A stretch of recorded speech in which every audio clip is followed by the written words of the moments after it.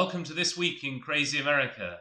Now, if you're new to this channel, Crazy America is a news website and a service which chronicles the everyday and shocking events that happen involving ordinary folk across this country. We tend to stay away from party politics, from business, from celebrities, and we just focus on these crazy everyday stories.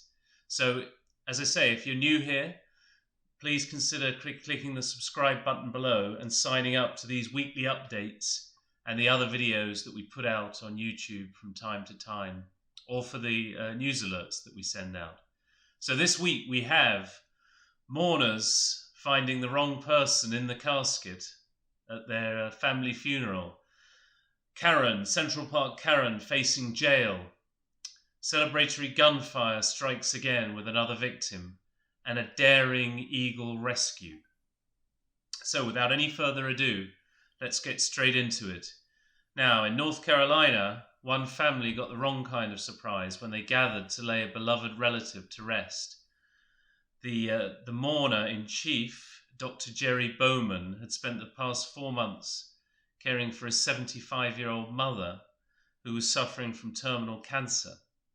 When she finally passed away, he thought he'd planned her funeral with meticulous care. He thought he'd taken care of every detail with a funeral company. But as the family congregated, not only Dr. Bowman, but his children and other relatives, as they congregated around the casket to lay Catherine White to rest, they realized, looking in, all of a sudden, that the dead woman there was not their dear mother and grandmother. Even though, and this was perhaps in some ways even worse, the woman in the casket was dressed in the white suit that Dr. Bowman had picked out for his mother. So this was absolutely quite shocking. The business in Charlotte, North Carolina, Alligator Funeral Home, which apparently has been around for over 100 years. It's unclear how much longer it will be around after this, but apparently and inexcusably, the funeral home had mixed up Mrs. White with another deceased woman.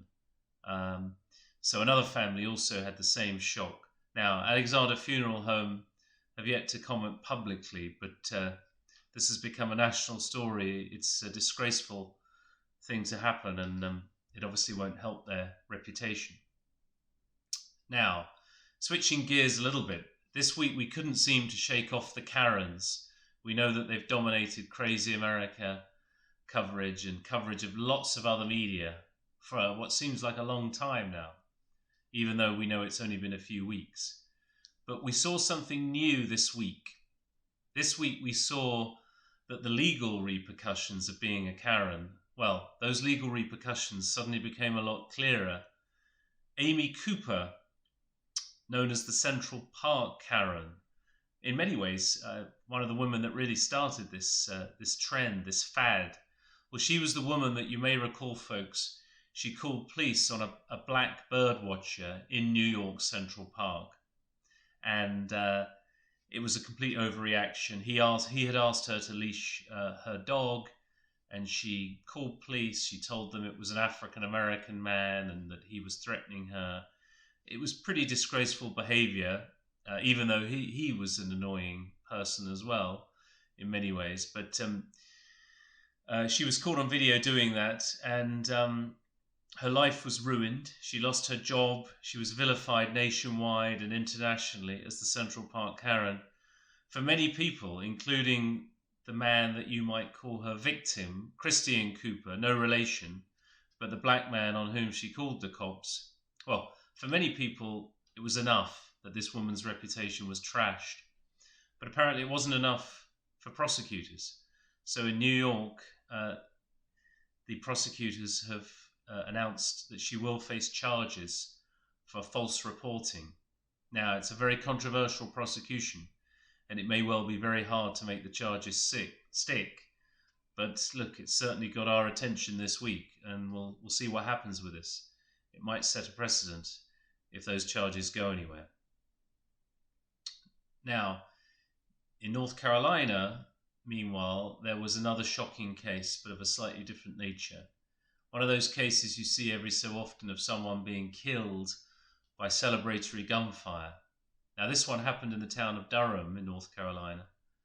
74-year-old Paulette Thorpe died after being hit by a stray bullet on Independence Day. Now, the worst part about this, folks, is that the gunfire had nothing whatsoever to do with the party that poor Thorpe was attending. Cops suspect it came from a nearby park and kind of just floated over from there to the party that Thorpe was at just across the road from the park.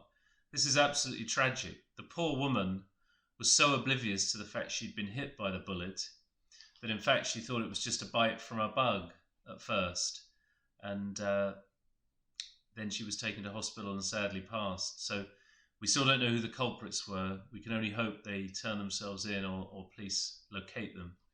The investigation continues. In Tampa, meanwhile, in Florida, a family got quite a surprise when they opened their front door one morning recently. Rather than finding, like most of us do, a couple of Amazon packages, there on their doorstep was a 9-foot alligator. I'm not kidding, folks, a 9-foot alligator. And the reptile had made their porch his new home.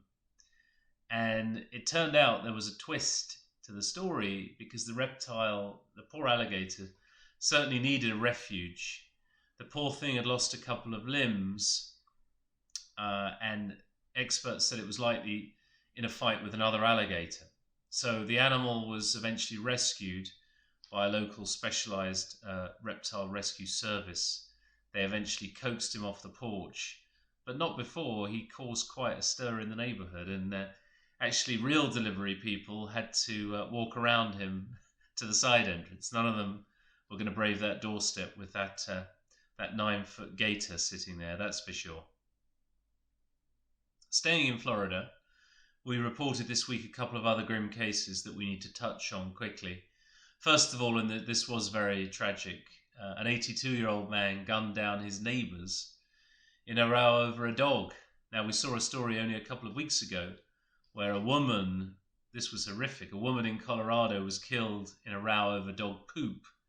This was something slightly different, but it was an 82-year-old man who'd had a row with his neighbours over his own dog, which apparently had assaulted or bitten one of his neighbours. Those neighbours made a court report, and the report related to an incident several months ago, but the neighbours and the 82-year-old man had been at court. They returned earlier this week, and the suspect, the senior, Ronald Del Cerro, was so upset, so angry over what had happened at the court that apparently he just charged next door with a gun and blasted the family there. And tragically, it was an 11-year-old girl and her 55-year-old father that were killed. And police arriving at the scene also fatally shot Del Cerro himself as he tried to turn their guns on him. So this is an horrific crime. Sometimes we can love our pets too much, and that may well be what was happening here. So also in the Sunshine State, we just need to mention that another story that we had.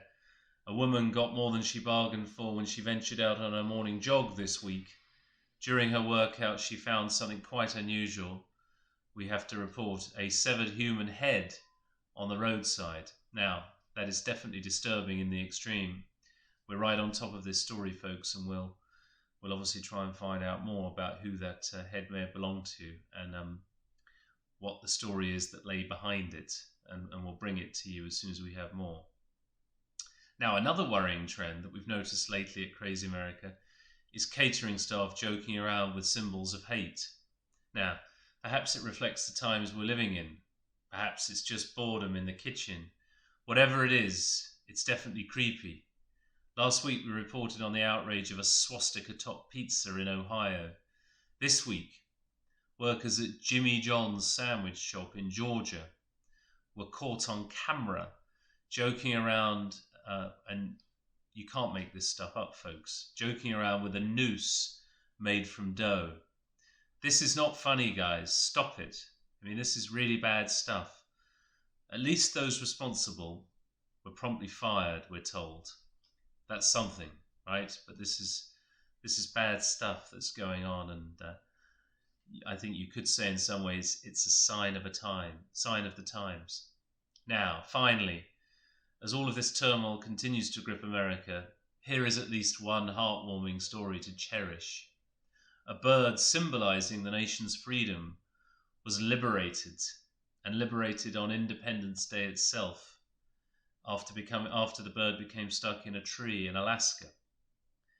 The adult female bald eagle was hurt but conscious after it became untangled from a spruce tree in Juneau.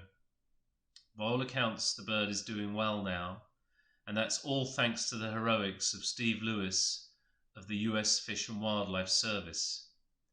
He climbed up the tree using special climbing spikes on his shoes and carried the eagle down in a bag, freeing it from that predicament. So well done, Steve Lewis.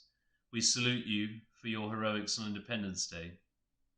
And that was a rescue that was much needed. So that's all we've got time for this week, folks.